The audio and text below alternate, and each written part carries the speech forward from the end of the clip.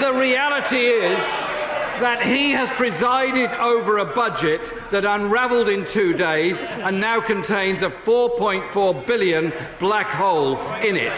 He may wish to consult the Chancellor on yet another change of heart on this matter. Could he now consult the Chancellor and tell the country who's going to pay for this black hole? Is it going to be cuts or tax rises? Where will the cuts fall? Where will the tax rises take place?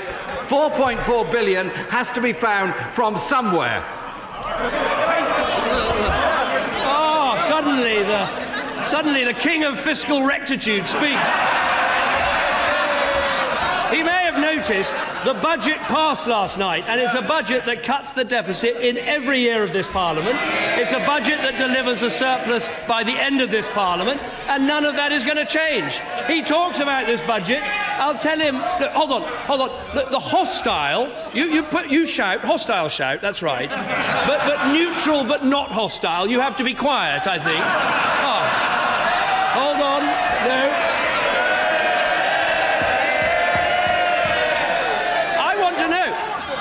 Hands up who's Core Support Plus?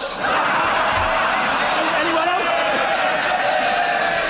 I'll tell you what this budget did. It took 1 million people out of income tax. It saw more money for our schools. It helped the poorest people in our country to save. It cut taxes for small businesses. It cut taxes for the self-employed. It made our economy stronger. It made our country fairer. And it's a budget that will help this country do better.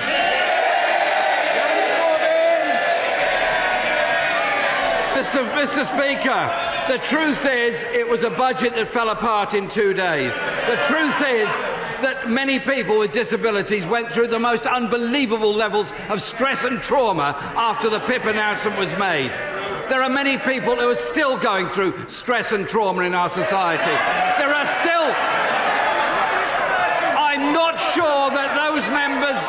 I'm not sure, Mr. Speaker, those members opposite that are shouting so loudly at the moment have any idea what it is like to try and balance a budget at home when you don't have enough money coming in, the rent is going up, and the children need clothes. Order! There's too much shouting on both sides of the House. Stop it. The public are bored stiff by it. The Honourable Gentleman, Right Honourable Gentleman will finish his question, will have an answer, but no shouting from members of any grouping. That's the message. Budget has to mean something for everybody in our society, however poor and however precarious their lives actually are. This budget downgraded growth, downgraded wage growth, downgraded investment. The Chancellor's failed on debt targets, failed on deficit targets, as the official figures have shown. The fiscal rule is quite simply failing. The Treasury Select Committee scrutinised the government's fiscal rule. They couldn't find any credible economist who backed it.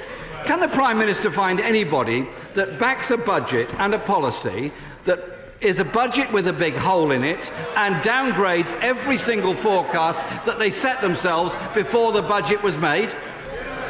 Well, it's just a bit late because the budget passed through this House with large majorities on every single vote. Let me remind him, this is a government that is spending more on the disabled than in any year under the last Labour government. We are spending more on the most disabled, including the most disabled children in our country. We've got more disabled people into work than ever happened under Labour. And what we see with this budget is the background of an economy that is growing, employment at a record high, investment that is rising, businesses that are creating jobs in Britain that is the envy of other European economies. And it's because we've got a strong economy that we're able to provide this support. That is what you can see: Britain getting stronger and the Labour Party a threat to the economic security of every family in our country.